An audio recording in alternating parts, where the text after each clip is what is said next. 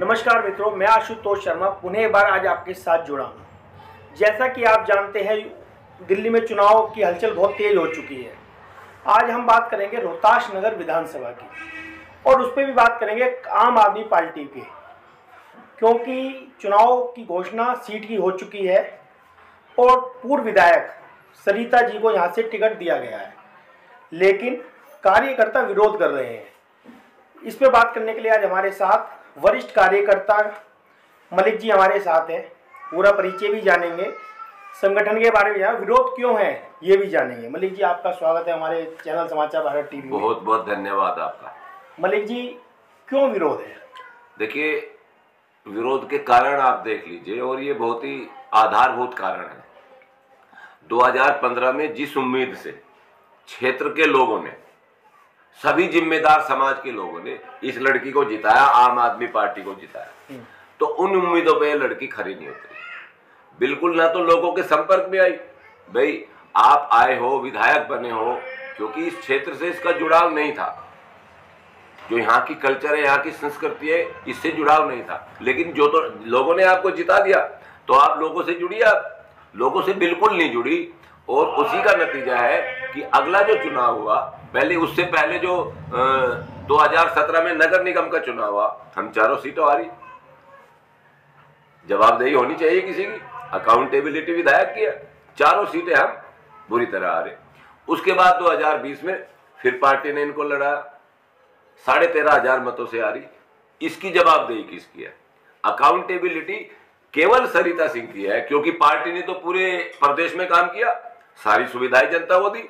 जनता तो बिल्कुल आम आदमी पार्टी सरकार के काम से बिल्कुल खुश थी, लेकिन क्योंकि सरिता सिंह की यहाँ पर नकारात्मक रिपोर्ट लगातार हावी होती गई जनता के सामने और जनता ने इसको पसंद नहीं किया, इसलिए हार गई। लेकिन इस बार पुनः टिकट दिया गया है। बिल्कुल। तो कुछ कमियां देख के, कुछ खासियत देख के ही दिया गया होगा, कमियों को छुपाया गया होगा, या मैं कहूँ जमीनी स्तर पर जांच पड़ताल नहीं की गई? बिल्कुल नहीं करी गई। मैं यही कह रहा हूँ, जांच पड़ताल बिल्कुल नहीं करी गई। और मैं पहले भी मैंने बोला, फिर कह रहा हूँ कि पार्टी में एक वर्ग विशेष सरिता सिंह को ऊपर सपोर्ट करता है और उस वर्ग विशेष की सपोर्ट से ये टिकट लेके आई।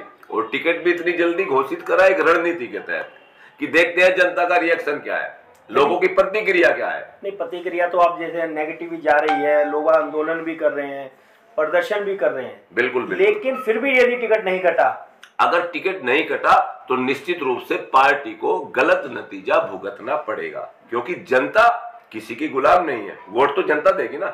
आप टिकट ला सकते हो पार्टी से, लेकिन वोट तो जनता देगी। वो तो जनता नाराज है। तो कह रहे वोट हमारे पास 6 रेवड़ी हम बांट रहे हैं, तो जनता हमारे पक्ष में वोट करेगी, चाहे कैंडिडेट हमारा कोई भी हो। आपकी बात सही है। देखिए, पार्टी की नीतियां हैं, लेकिन पार्टी तो काम करेगी। 5 साल जनता के संपर्क में कौन रहेगा? विधायक। अगर विधायक ही जनता के संपर्क में नहीं है, जनता से जुड़ाव नहीं है, तो 5 साल के लिए जनता तो ठगी महसूस करेगी। इसीलिए सरिता सिंह से नाराजगी इसीलिए है कि ये किसी का सम्मान नहीं करती, किसी वरिष्ठ नागरिक का, जितने भी वरिष्ठ साथी हैं, किसी का सम्मान नहीं करती और एक अहंकार के उसमें रहती है। मैं कहना चाहूंगा कि भाई 28 साल की ये लड़की थी, जल्दी से विधायक बन गई, बहुत जल्दी विधायक बन गई, तो उस सफलता को ये मेरे हिसाब से उसको संभाल नहीं पाई। कल एक सम्मेलन भी हुआ जिसमें मैं वीडियो देख रहा था, उसमें ये कहा गया कि ब्राह्मण समाज ने भी सरिता को वो सब दिखावा है। मुझे ब्राह्मण समाज ने भी उसको समर्थन कर कहीं कोई समर्थन नहीं दिया। मैंने भी उसको वीडियो को देखा है, वीडियो देखा है। कोई भी ब्राह्मण समाज का जिम्मेदार आदमी उस मंच पे नहीं था और ना ब्राह्मण समाज ने कोई खुलेआम घोषणा करी कि ब्राह्मण समाज सरिता के साथ है। आप देखिए उस वीडियो को, मैंने भी देखा है। एक भी ब्राह्मण समाज का जिम्मेदार आदमी मंच पे नहीं। आपके हिसाब से सरिता के अलावा और कौन है दावेदार? देखिए, दावेदार तो पार्टी ढूंढेगी। भाई, यहाँ के क्षेत्र के जो लोग हैं, क्या सरिता के अलावा पार्टी में काम करने वाला कार्यकर्ता नहीं है? मैं 86 से रह रहा हूँ यहाँ पे, 1986 से इसी क्षेत्र में रह रहा हूँ। 35 साल मैंने अध्यापन कार्य किया, अभी 21 में रिटायर हुआ हूँ, 2021 में, और जनवरी 2014 से पार्टी के लिए काम कर रहा हूँ, पार्टी का वरिष्ठ कार्यकर्ता हूँ। और सरिता से पूछो आप ये कि मलिक साहब का क्या योगदान था तुम्हें चुनाव जितवाने में 2015 में? अगर वो ईमानदारी से लड़की कहते हैं कि मलिक अंकल ने बहुत काम किया मेरे लिए, उनकी वजह से भी मैं चुनाव जीती हूँ, उसको पता है सब। गोपाल राय प्रदेश अध्यक्ष हैं, वो कहते हैं हमसे कोई नाराज नहीं है। और यदि कोई होगा भी तो वो हमारा घर का मामला, हम बैठ के समझौता। यदि सरिता जी आपके पास आती है और कैद समझौते के लिए तैयार होती है तो आप मानेंगे वो विधायक लड़े? देखिए, कोई व्यक्तिगत सरिता से हमारा कोई जुड़ाव नहीं। हमारा है पक्ष रोहतास नगर की जनता और उसके बाद आम आदमी पार्टी। अगर रोहतास नगर की जनता को आम आदमी पार्टी बेहतर विकल्प नहीं दे रही है तो किसका नुकसान है? जनता का नुकसान है। इसका मतलब आम आदमी पार्टी से विकल्प मिलेगा नहीं, आम आदमी पार्टी का विधायक जीतेगा नहीं, तो बीजेपी का जो भी विधायक आएगा वो अपने हिसाब से चलाएगा जनता को, तो सीधा सीधा नुकसान जनता को है। इसलिए हम चाहते हैं कि जनता के हित में, रोहतास नगर की जनता के हित में, मतदाताओं के हित में आम आदमी पार्टी बेहतर विकल्प दे, जो बीजेपी को हराकर 5 साल रोहतास नगर की जनता का मतलब आपका कहना है सरिता को हटाना जरूरी है। कोई भी बिल्कुल कोई भी आओ, और सरिता रही तो भाजपा सीट लेके जाएगी। बिल्कुल मैं दावे के साथ कह रहा हूं, सरिता के अलावा किसी भी कार्यकर्ता को जो जमीन से जुड़ा हुआ है। कुछ लोग शिवानी के नाम की कह रहे हैं कि शिवानी को देखिए, मैं किसी का नाम नहीं लेना चाहता। शिवानी है, बच्ची है, अभी छोटी है, अनुभव लेना उसे, अभी अनुभव नहीं है, छोटी है। मैं ये नहीं कह रहा मैं उसका विरोध कर रहा हूं, अनुभव तो नहीं है, विधानसभा का चुनाव लड़ने का अनुभव भी तो चाहिए।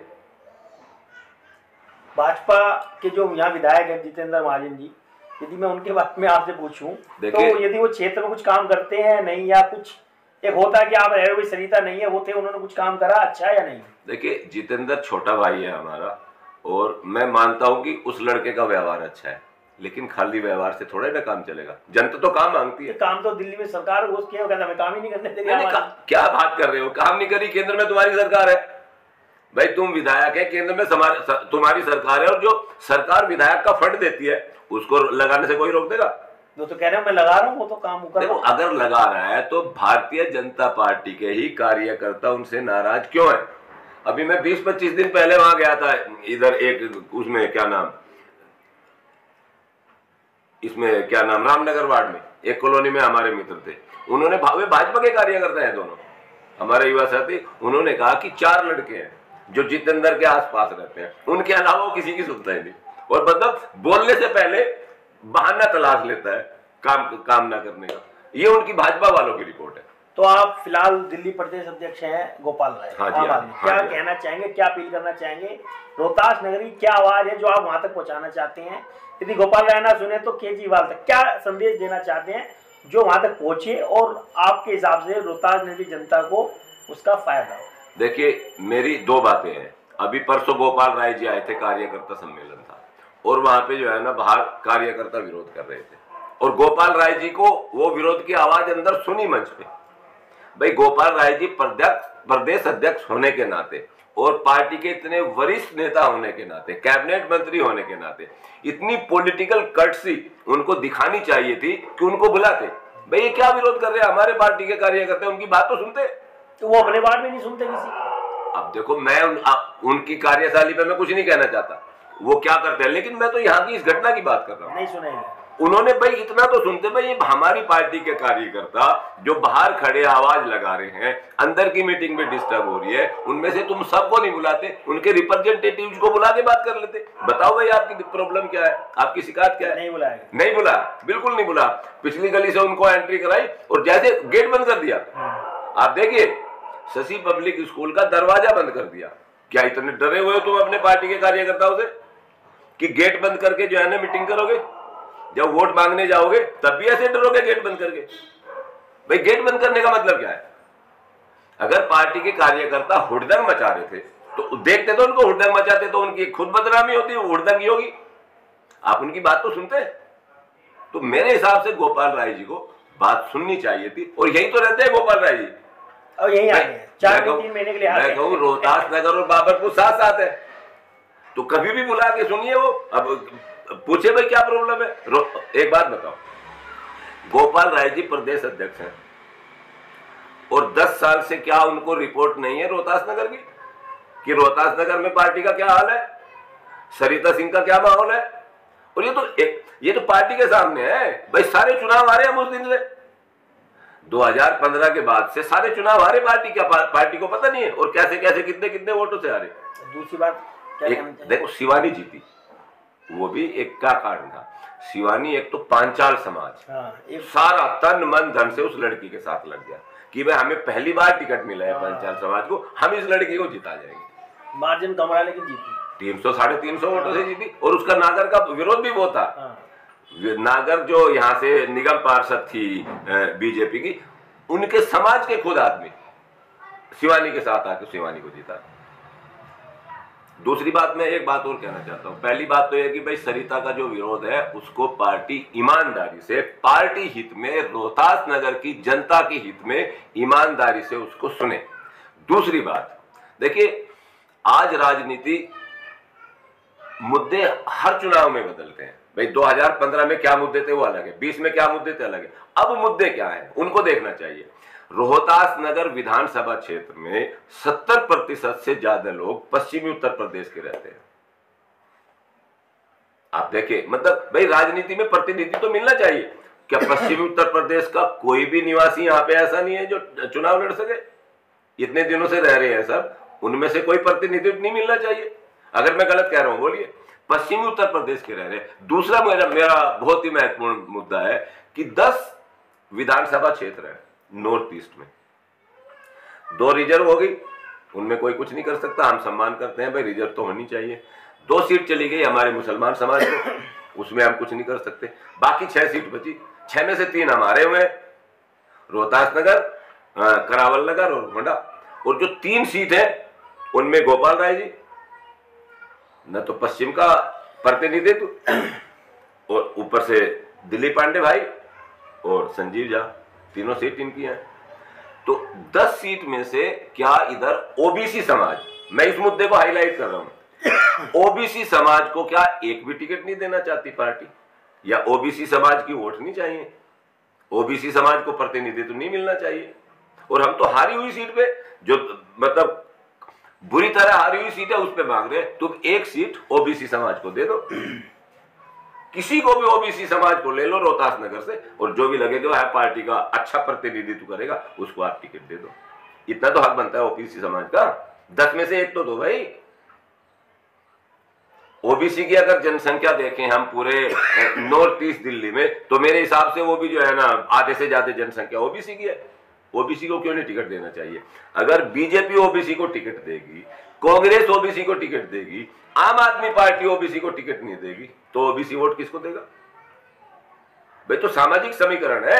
अगर हम जनतंत्र में, लोकतंत्र में जनता की आकांक्षाओं को, जनता की भावनाओं को सम्मान देके प्रतिनिधित्व नहीं देते तो जनता क्या करेगी?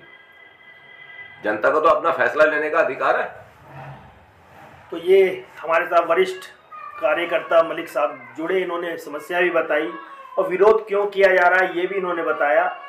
अब आने वाला चुनाव और आने वाली रणनीति क्या होगी पार्टी की तरफ से और कार्यकर्ताओं की तरफ से, ये भी मलिक साहब ने क्लियर कर दिया है। यदि सरिता को टिकट रहता है बरकरार तो कार्यकर्ता विरोध करेगा, पुरजोर विरोध करेगा। यदि परिवर्तन करती है पार्टी तो कहीं ना कहीं कार्यकर्ता एकजुट होकर लड़ेगा, लेकिन सारा दामोदार सिर्फ पार्टी के ऊपर डाला गया है क्योंकि टिकट तो वहीं से फाइनल होना है। और इसी सब बातों के साथ आप हमारे साथ जुड़े, मलिक साहब ने अपनी बातें बताई। इस वीडियो को ज़्यादा से ज़्यादा शेयर करें क्योंकि हर कार्यकर्ता के पास ये वीडियो पहुंचनी चाहिए, और जो समर्थन में हैं उनको पास भी पहुंचनी चाहिए, जो नई समर्थन में उनको भी पता लगना चाहिए कि विरोध क्यों कर रहे हैं।